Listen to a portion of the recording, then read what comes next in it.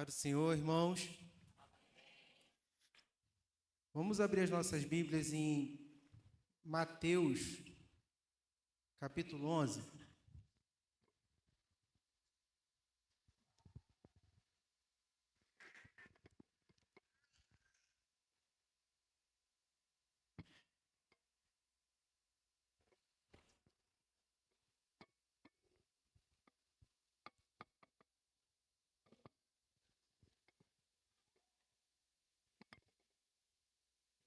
Amém? Diz assim: enquanto saíam os discípulos de João, Jesus começou a falar à multidão a respeito de João. O que vocês foram ver no deserto? Um caniço agitado pelo vento? Ou o que foram ver? Um homem vestido de roupas finas? Ora, os que usam roupas finas estão nos palácios reais. Afinal, o que foram ver? Um profeta? Sim, eu digo a vocês, e mais que um profeta. Este é aquele a respeito de quem está escrito: enviarei o meu mensageiro à tua frente. Ele preparará o teu caminho diante de ti. Digo a verdade a vocês: do meio do nascidos de mulher não surgiu ninguém maior do que João Batista. Todavia, o menor no reino dos céus é maior do que ele. Desde os de João Batista até agora, o reino dos céus é tomado à força, e os que usam de força se apoderam dele. Pois todos os profetas e a lei profetizaram até João. E se vocês quiserem aceitar, este é o Elias que havia de vir.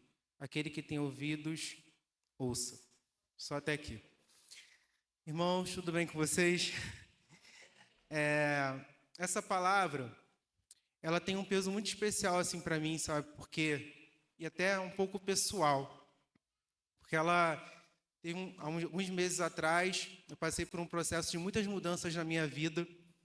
E toda vez que eu li alguma coisa, eu comecei a ler os 4 evangelhos ali no início, e Jesus começou a falar comigo muito sobre a vida de João Batista. E ali eu comecei a ler, até me aprofundei um pouco mais, depois eu comprei um livro sobre ele para ler mais algumas coisas.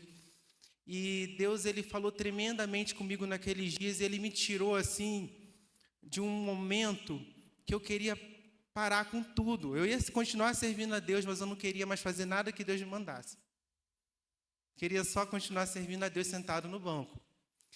E quando o pastor me falou que ia me dar essa oportunidade para pregar hoje, eu comecei a falar, eu quero falar de uma coisa atual. Eu comecei a orar e pedindo a Deus, quero falar de uma coisa que eu estou passando agora. E Deus, ele só me trazia essa palavra, então eu tive que juntar tudo no pacote e trazer hoje, porque eu tenho certeza que é aquilo que Deus quer comunicar para a igreja. Porque da mesma maneira que Ele me levantou, Ele também pode te levantar, Ele pode mudar algo na sua vida também. Então, quando Deus ele fala Ele nos ensina no meio das nossas fraquezas, para que a gente possa também fazer o nosso irmão ser forte. Não é isso? Então, gente, a gente acabou de ler aqui nessa palavra a respeito de João Batista. E é interessante que a gente vê aqui que Jesus ele está questionando sobre o que aquela multidão foi ver no deserto. Sendo que quando ele pergunta o que eles foram ver no deserto, ele faz logo exatamente perguntas ao contrário do que é João Batista, para que ele possa responder com aquilo que ele exatamente é.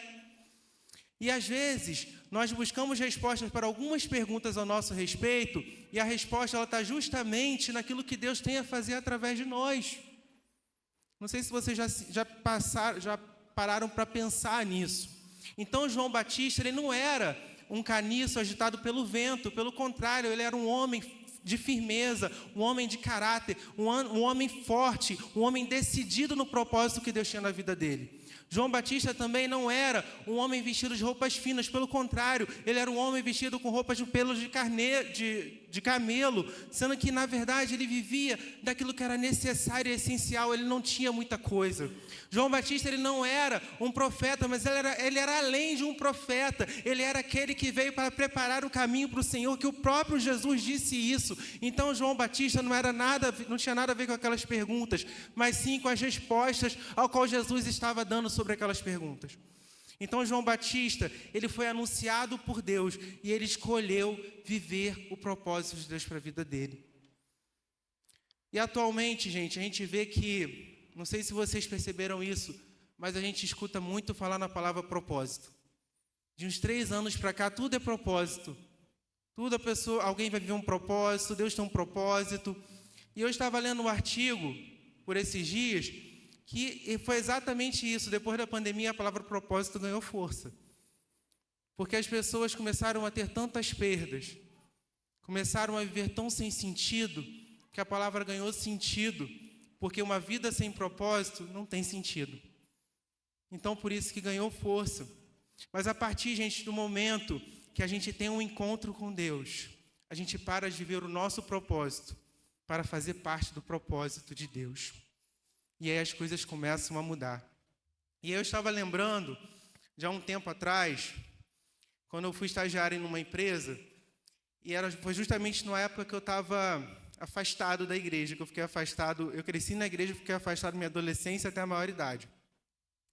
E nesse tempo que eu fiquei afastado, eu cheguei lá como estagiário nessa empresa, e lá tinha um rapaz, que onde ele me via, era muito chato, gente, onde ele me via, ele falava que Deus tinha um propósito na minha vida. E eu vivia me esquivando daquele rapaz, sabe? Hoje em dia nós somos grandes amigos, mas naquela época, ele era uma pedra no meu sapato. Porque eu via ele, eu me escondia. E justamente por conta daquilo que a gente cantou hoje aqui, porque quem já pisou nos Santos dos Santos, em outro lugar não consegue viver. Então, quando fala de Jesus para você, você quer sair correndo, porque você não quer mais, você não quer ouvir, porque você sabe que aquela é a verdade. Então, ele ficava me procurando e falando, e eu não tinha escapatória, porque a minha sala era no final de um corredor. E era um corredor todo fechado, assim, com vidro, e tinha um vidro aberto só na sala dele. Então, ele me via sempre passar pelo corredor, e ele sempre falava: Richard, Deus tem um propósito na sua vida. Alguns dias depois eu voltei, fui visitar a igreja que eu sempre fui, e quando eu cheguei lá, eu estava me sentindo exatamente assim, sem um sentido na minha vida. E aquela palavra a qual ele tinha falado, que ele via me falando, foi que veio na minha cabeça na hora. Que Deus tinha um propósito na minha vida. E aquela palavra me ajudou a tomar a decisão de voltar para os caminhos do Senhor. Então, se você tem alguém que você fique falando e você acha que aquilo ali não está causando efeito, continue falando, porque na hora certa Deus vai salvar essa pessoa. E logo depois, gente, eu fui fazer um evangelismo, me chamaram para um evangelismo, e eu não sei se ainda existe esse material, mas antes tinha um livreto, uma capa amarela, que tinha ali todo o plano de salvação. Era de que ia lá da queda do homem até as bodas do Cordeiro. Era um material assim, de evangelismo. E o líder do evangelismo falou, a gente foi fazer um evangelismo no centro do Rio, lá, e era para a gente alcançar essas pessoas, moradores de rua e tal. E a gente foi, e a proposta do líder de evangelismo era: você vai falar para essas pessoas que Deus tem um plano na vida delas, que Deus tem um propósito na vida delas. E quando a gente falava com as pessoas que Deus tinha um plano, que Deus tinha um propósito, as pessoas elas não aceitavam.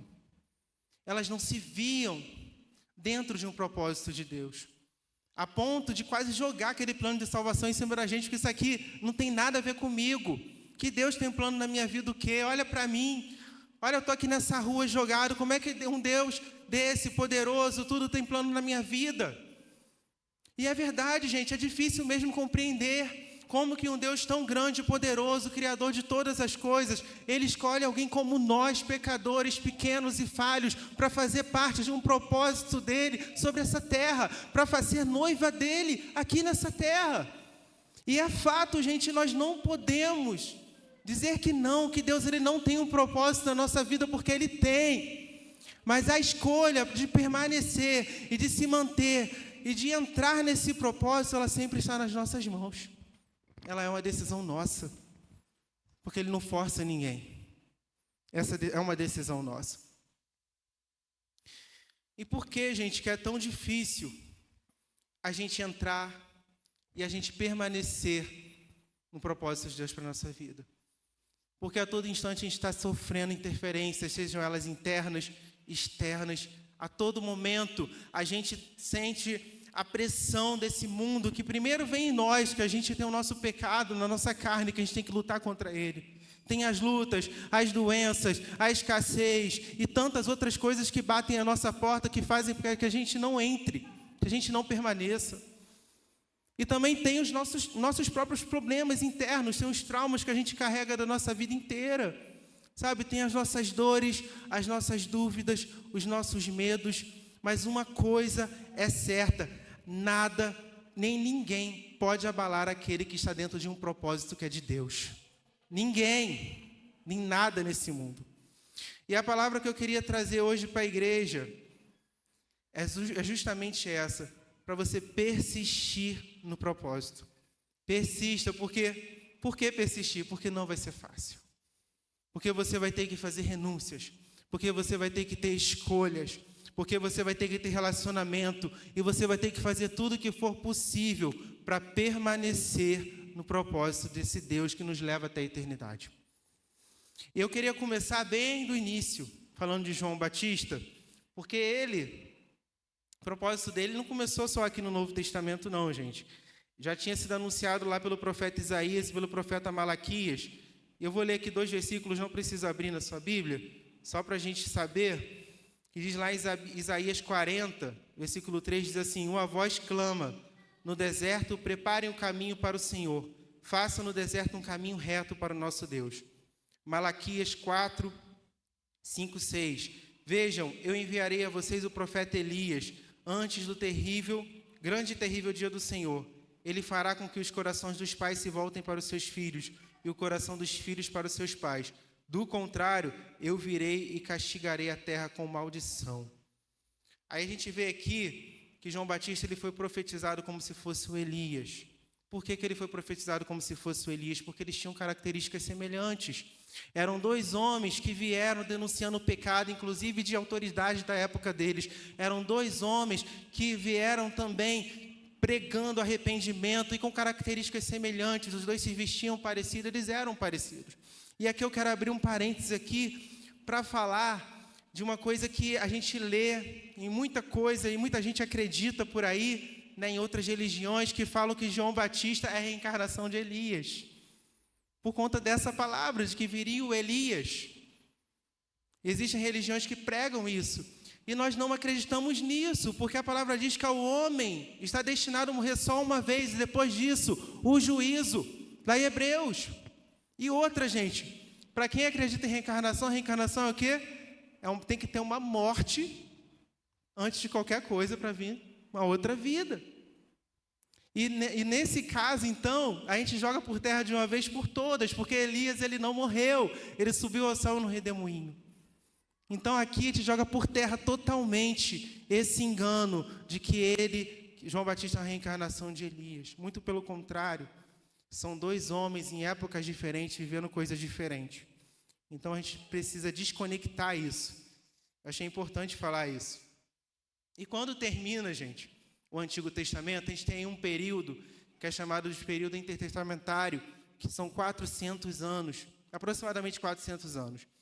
E o interessante é que a gente vê que o último livro da Bíblia, que é Malaquias, ele termina falando de João Batista.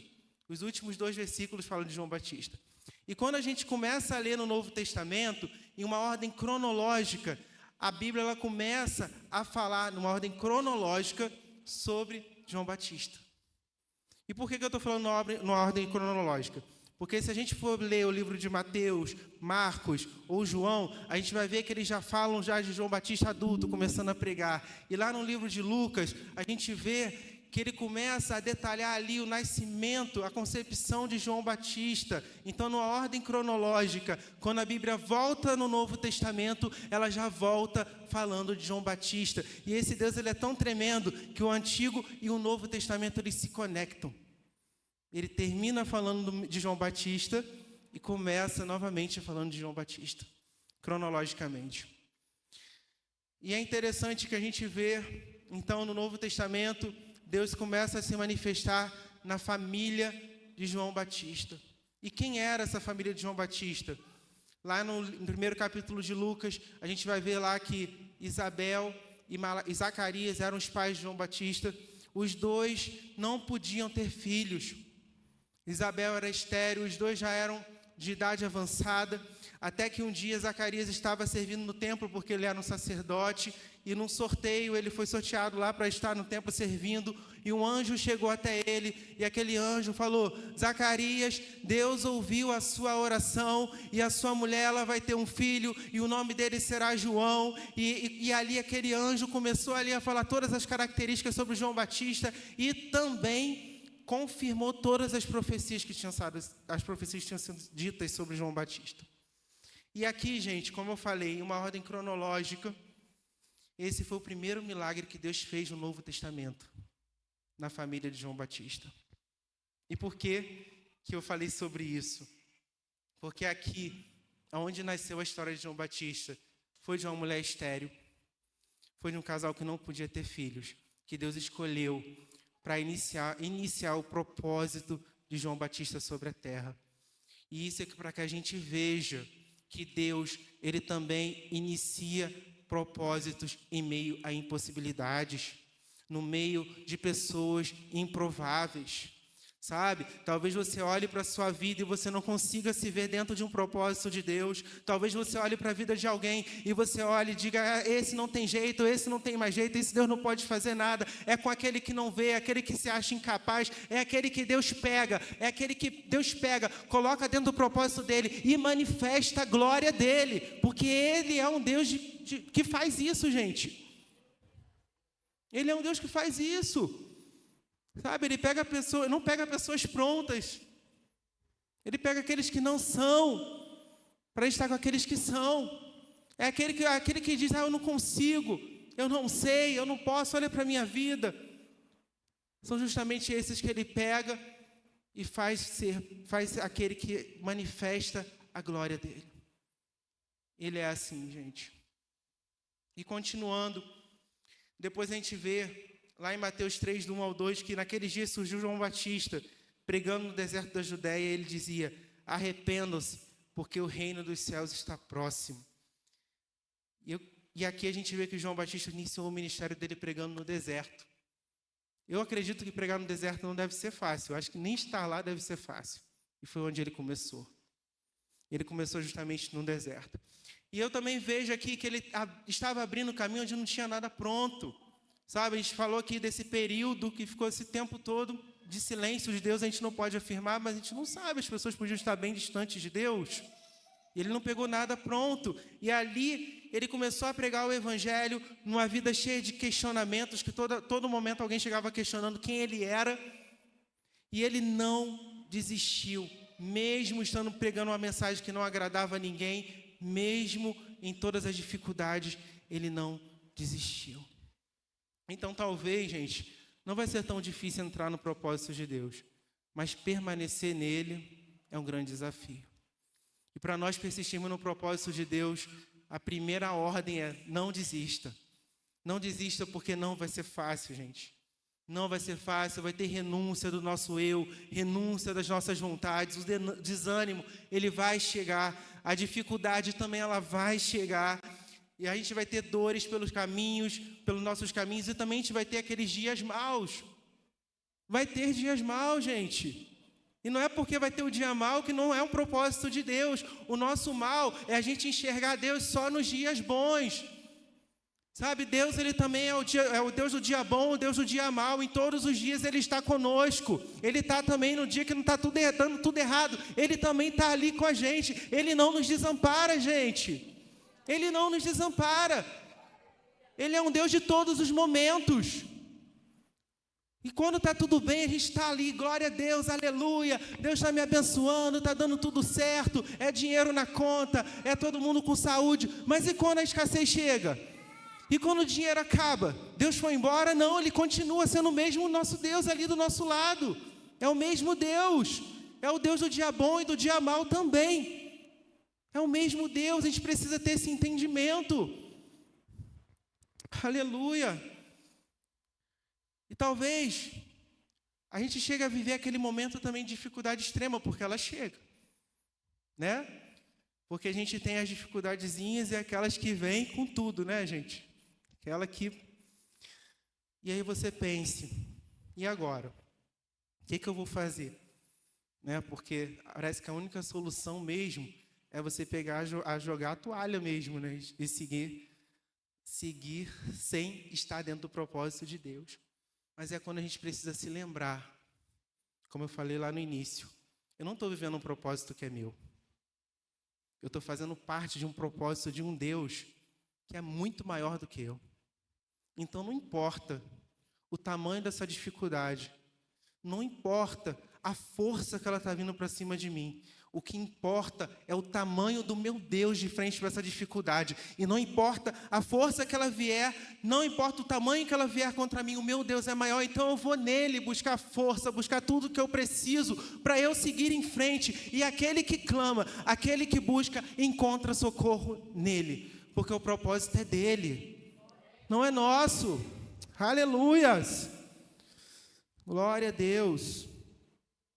E uma outra coisa aqui também, que eu preciso para persistir no propósito, ter relacionamento com Deus. Lá em Lucas 11:1, diz que assim, certo dia Jesus estava orando em determinado lugar e tendo terminado dos seus discípulos, lhe disse: Senhor, ensina-nos a orar como João ensinou os seus discípulos. No dia seguinte, João 1:29, no dia seguinte João viu Jesus aproximando e disse: Vejam, é o Cordeiro de Deus que tira o pecado do mundo. Gente, João Batista, ele tinha vida de oração, vida de jejum, vida de obediência, e ele conhecia o Deus que ele servia. E esse relacionamento dele era tão estreito com Deus, que aquele relacionamento ele se tornava testemunho, era muito verdadeiro. Quem era de fora via. Os discípulos falaram: me ensina a orar como ele ora. Jesus falou: ele jejua, ele não bebe vinho. Jesus falou isso dele. E quando ele viu Jesus chegando, Deus soprou nos ouvidos deles: esse é o Cordeiro de Deus. Era alguém que tinha intimidade. Era alguém que ouvia a voz de Deus, tinha aproximação com Deus. E será, gente, que nós temos buscado conhecer a Deus de verdade, a ponto da gente saber qual é o propósito dele? Será que nós temos feito isso? Será que nós temos nos aproximado de Deus a ponto de nós sermos parecidos com Ele? Talvez você não esteja entendendo muito, porque eu estou falando sobre relacionamento e testemunho, porque para mim essas duas coisas andam juntas. Eu não consigo ver isso separado. Relacionamento e testemunho. Jesus falou: sede santos como eu sou santo. Sem relacionamento não há santidade. Sem vida com Deus não há testemunho. Então não adianta eu falar que eu oro, não adianta eu falar que eu busco, não adianta eu falar que eu sou crente, se a minha vida, quando alguém olha para mim, não vê Deus na minha vida. Relacionamento e testemunho andam juntos. Andam juntos. Então, à medida que eu me aproximo de Deus, à medida que eu conheço ao meu Deus, Ele começa a me transformar, à medida que eu estreito esse relacionamento com Ele. Não tem como uma pessoa se aproximar de Jesus e continuar do mesmo jeito, gente. Não tem como. Quem continua do mesmo jeito é porque não conheceu Ele ainda. É algo que a gente precisa se questionar. Eu estou parecido com Jesus? E como que eu vou saber? Essa é a grande pergunta. Como que eu vou saber qual é o meu propósito em Deus? O que Deus espera de mim? Eu preciso mergulhar nessa palavra. Eu preciso aprender o que Ele espera, o que Ele quer de mim todos os dias. Eu preciso ter uma vida de oração. Eu preciso buscar me aproximar dEle, que à medida que eu me aproximo dEle, pelo menos uma gota do propósito dEle, Ele vai derramar sobre a minha vida, porque saber o propósito dEle na totalidade é impossível para nós. Mas uma gota desse propósito eu vou saber, porque Ele vai liberar à medida que eu caminho com Ele. À medida que eu conheço Ele, que eu sei o que Ele quer para a minha vida. E isso não tem muito mistério, gente. Está aqui, na palavra dEle. Não tem mistério. Não vai descer um anjo para falar para a gente o que Ele quer. É só a gente buscar. Então vamos buscar ter relacionamento com Deus. E a partir do momento que eu tenho relacionamento com Deus, eu começo a entender quem eu sou dentro desse propósito. Que é também importante, porque para eu persistir eu preciso saber quem eu sou. E lá em João 1, 24 a 27 diz assim: alguns fariseus tinham sido enviados para interrogar João Batista. Então por que você batiza se não é o Cristo, nem o Elias, nem o profeta? E respondeu João: eu batizo com água, mas entre vocês está alguém que vocês não conhecem. Ele é aquele que vem depois de mim, cujas correias das sandálias não sou digno de desamarrar. Gente, João Batista, ele não tinha conflito de identidade. Eles vieram questionar: você é o profeta? Você é Elias? Não, eu sou aquele que estou aqui para preparar o caminho. E aquele a qual eu estou preparando o caminho, eu não sou digno nem para ser servo dele. Ele não se deixou envaidecer, nem o ego dele inflar pelo que as pessoas achavam que ele era. E a gente, hoje em dia, o mundo, ele tem um padrão de sucesso para cada um de nós. Cada um de nós, o mundo tem um padrão de sucesso. E o que define sucesso em Deus, gente, não é o que o mundo e o que as pessoas acham sobre nós, mas sim aquilo que Deus se agrada. Isso é sucesso para Deus. E eu estava lembrando de 2 casos da Bíblia, né, de Ezequiel, o profeta Ezequiel, quando Deus falou para ele: você vai lá pregar, mas Deus já garantiu, aquele povo lá, ele não pode te ouvir não, eles não vão te ouvir não, hein? Então o sucesso de Ezequiel não estava em pregar e todo mundo aplaudia ele não, gente. O sucesso de Ezequiel estava em pregar. Não importa se iam gostar ou não. O que Deus mandou foi ele pregar. Moisés também. Deus falou: vai lá resgatar o povo lá no Egito. E quando Moisés foi, o sucesso de Moisés estava em resgatar o povo. Mas não na dificuldade, se ia ter alguma dificuldade ou não, que o povo de repente ia olhar: mas poxa, mas foi tão difícil, teve não sei quantas pragas, e Deus endureceu o coração de Faraó, mas ele resgatou o povo. Então esse era o sucesso dele. Então, a gente precisa ter humildade e sabedoria para saber exatamente qual é o nosso lugar em Deus, sabe? E ter cuidado para não nos perder e cair em alguns enganos do nosso coração. E eu queria falar de 2 enganos que Deus falou comigo em particular, que eu queria compartilhar com a igreja. E o primeiro é quando a gente começa a achar que o nosso propósito em Deus, ele é maior do que o nosso Deus. Porque isso acontece. A gente ouvindo assim, parece que é meio coisa de outro mundo, mas acontece. E a gente entra numa de a gente começar a ditar regras para Deus. Não, isso aqui não é para mim, não. Isso ali, não, isso não, eu quero aquilo que eu quero fazer. Não é aquilo que você quer, não, é aquilo que eu quero. Começa a ditar regras, eu não caibo mais em lugar nenhum. Eu sou tão perfeito, eu sou tão maravilhoso, que eu não caibo mais em lugar nenhum, eu só caibo onde eu quero. E tudo que os outros fazem é ruim, bota defeito em tudo que os outros fazem, e tudo é inferior ao que eu faço. Tudo é inferior. Coloca defeito, escolhendo o que quer ser em Deus. Quando na verdade, gente, para a gente persistir no propósito, a gente precisa entender de uma vez por todas que toda glória, ela é para Deus. Toda glória é para Ele. E é assim que João disse lá em João 3, 30 a 31, ele fala: é necessário que ele cresça e que eu diminua. Aquele que vem do alto está acima de todos. Aquele que é da terra pertence à terra e fala com quem é da terra. Aquele que vem do céu está acima de todos. João Batista, ele tinha convicção de que a vida dele era para a glória de Deus. Sabe? Ele não queria chamar atenção para ele queria chamar atenção para Jesus. E quando alguém vinha falar alguma coisa sobre ele, a glória é dele, não é minha, é tudo para ele. E é assim que a gente tem que ser também. Sabe?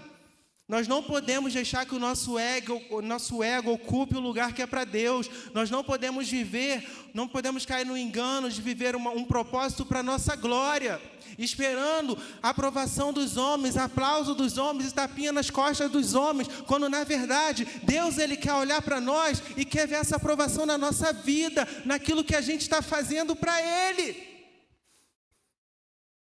Porque a nossa vida é para Ele, gente. É tudo para a glória dele. Por que a gente tem que fazer as coisas para a gente? Para aplauso para a gente? Não é assim não. Nós deixamos de viver o simples com Deus. O simples que nós vamos aprender com Ele. Crescer com Ele. Nós deixamos de viver isso para viver uma grandeza algo que nós projetamos grande, que achamos que é maior ou melhor do que aquilo que Ele tem para nós. Então está na hora da gente saber aquilo que Deus realmente quer para a gente. Então, se nós estamos querendo brilhar, que nós sejamos aquela luz que Jesus falou: vós sois a luz do mundo. Aquela luz ali é a luz de Jesus que brilha dentro de nós, e essa luz é aquela que faz a diferença nesse mundo, porque é aquela que entra no lugar e faz a diferença. Só faz a diferença nesse mundo quem estiver cheio dessa luz, que é essa luz de Jesus. E é essa que a gente tem que buscar para a nossa vida. E um outro engano também, gente, que eu queria compartilhar, é quando a gente se inferioriza demais, sabe? Se vitimiza. Sabe, aquele ó céus, ó vida. Sabe, aquela pessoa que ela está sempre falando: eu não sirvo para nada. Ai, não coloca para fazer nada, eu não levo jeito para nada, eu não sei nada, eu não sirvo para nada, todo mundo é melhor do que eu no mundo.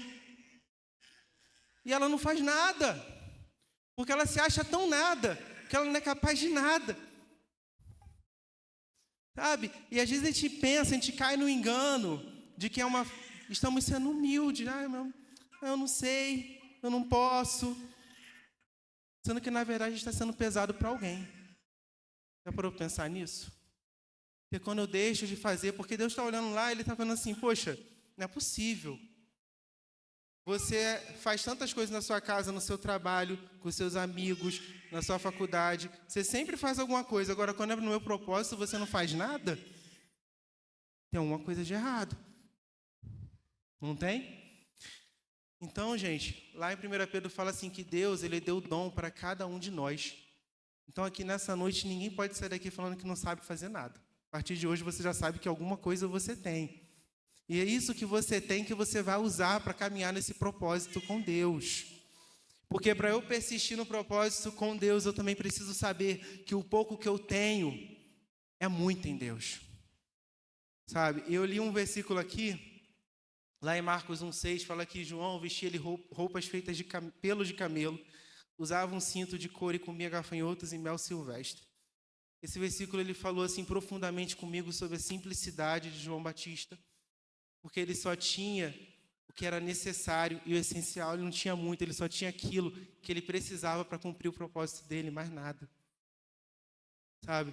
E às vezes Deus ele nos dá o necessário para a gente cumprir aquilo que Ele tem na nossa vida, mas a gente acha que é pouco.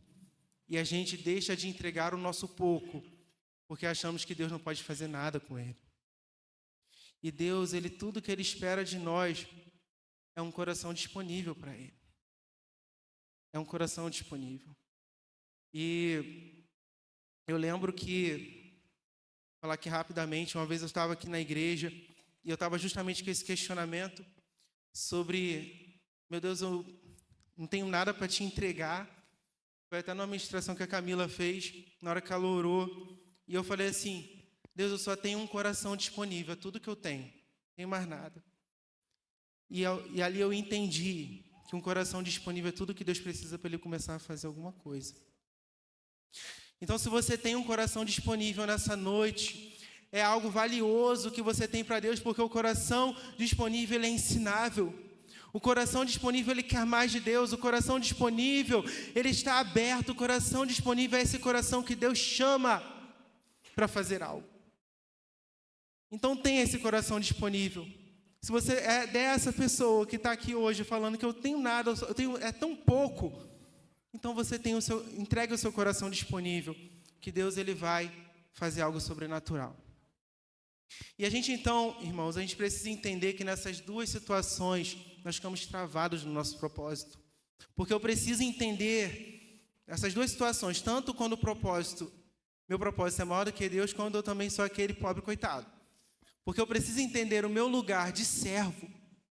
Eu preciso entender o meu lugar de servo que tem um Senhor e que eu não sou dono da minha vida. E quem diz aquilo que eu tenho que fazer ou deixar de fazer não sou eu, mas sim o meu Senhor, que é o meu Deus. O próprio Jesus, ele foi servo. E eu preciso também entender o meu lugar de filho. Se eu sou filho, eu tenho um pai que se compadece de mim, que não vai deixar faltar nada do que eu preciso. Ele vai cuidar de mim, e se eu tenho pouco, esse pouco ele pode multiplicar e pode fazer grandes coisas. Precisamos entender o nosso lugar de servo e de filho para Deus trabalhar em nossa vida. Aleluias! Então, gente, João Batista, ele nunca realizou um milagre.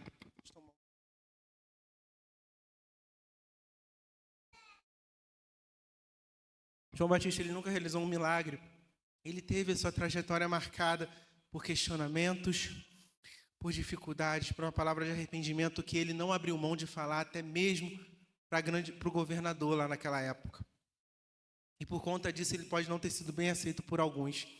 Mas ele também, muitas pessoas o procuraram, muitas pessoas o quiseram ouvir, porque ainda existe gente que quer ouvir uma palavra de arrependimento. Existem pessoas que querem se arrepender. Existem pessoas que querem ouvir o evangelho de verdade. E muitas pessoas foram batizadas por ele. E logo após, a gente vê aqui na Bíblia, logo após Jesus passar pela tentação no deserto, ele ficou sabendo que João Batista tinha sido preso. Por que ele foi preso? Porque ele denunciou o pecado de um governador. E porque ele denunciou o pecado do governador Herodes, mais para frente, depois mataram ele e decapitaram ele, e a cabeça dele foi servida num prato. Se você depois quiser, você pode procurar isso na Bíblia. E, gente, eu estava pensando, olhando por uma perspectiva natural e humana, parece que o propósito de João Batista ele foi interrompido. Sabe? Foi muito curta a história dele. Sabe? Ele começou ali pregando, e quando ele construiu algo que ele não conseguiu nem ao menos usufruir. Porque quando a gente viu, ele já tinha sido preso e morto. Mas a verdade é que o propósito dele era preparar o caminho. E isso ele fez de uma maneira linear. Isso ele concluiu. Ele concluiu. Mas quando ele estava na prisão, gente, ele ficou curioso em saber. Quando Jesus começou ali a curar as pessoas, ele ficou curioso em saber o que está acontecendo. E ele mandou os discípulos dele lá perguntar a Jesus. Lá em Mateus 11, diz assim, 11, 2 ao 6. Ele perguntou, um dos discípulos dele perguntou: és tu aqueles que havia de vir ou devemos esperar algum outro? E Jesus respondeu: voltem e anunciem a João o que vocês estão ouvindo e vendo. Os cegos veem, os mancos andam, os leprosos são purificados, os surdos ouvem, os mortos são ressuscitados e as boas novas são pregadas aos pobres. E feliz aquele que não se escandaliza por minha causa. E agora eu quero falar com você. Talvez você esteja aqui nessa noite e você esteja pensando assim: eu tenho feito tudo, eu me sinto nesse propósito de Deus. Eu sinto que eu tenho caminhado nesse propósito, eu sinto que eu entrei nesse propósito. Eu sinto que, como nunca, eu estou no propósito de Deus. Eu sinto isso, sendo que eu tenho feito tudo. Eu tenho feito todas as coisas que Deus me pede, eu tenho obedecido, eu tenho buscado a Deus, eu tenho vindo na igreja, eu tenho jejuado, eu tenho orado. Mas quando eu olho para minha casa, eu olho a minha família, não está da maneira que eu sonhei, meu casamento não está, eu continuo enfermo, olha para os meus filhos como eles estão. Ai, meu Deus. Deus, às vezes você olha e você pensa, não tem uma saída. Mesmo que eu esteja fazendo tudo. E assim como João Batista, ele fez tudo o que foi proposto. E quando ele foi preso, ele só queria saber. E talvez você só queira saber também. Você só quer saber o que está acontecendo. O que está acontecendo que eu não tenho visto? E a resposta de Jesus para ele falou: os cegos veem, os surdos ouvem. E a resposta que Deus tem para cada um de nós também nessa noite, para esses que estão aí persistindo no propósito, o propósito que você vive é de Deus, não é seu. Então, se você não está vendo nada, creia que Deus ele está fazendo, mesmo que você não esteja vendo, porque Ele é um Deus que Ele trabalha no silêncio, onde a gente não vê, e à medida que nós estamos andando com Ele, fazendo tudo o que Ele nos pede, Ele trabalha em nossas vidas, e mesmo que a gente não veja, algo está acontecendo, pessoas estão sendo curadas, nossa vida tem sido propósito de testemunho na vida de alguém. A tua vida é resposta para a vida de alguém. Você já parou para pensar nisso? Talvez tenha alguém que olhe para você e que você não diz nada, mas você é a resposta para ele continuar. Continue, mesmo que você não esteja vendo, não se cobre tanto, porque Deus ele está fazendo. Aleluias! Queria convidar o Ministério de Louvor para a gente terminar. E eu queria, por último,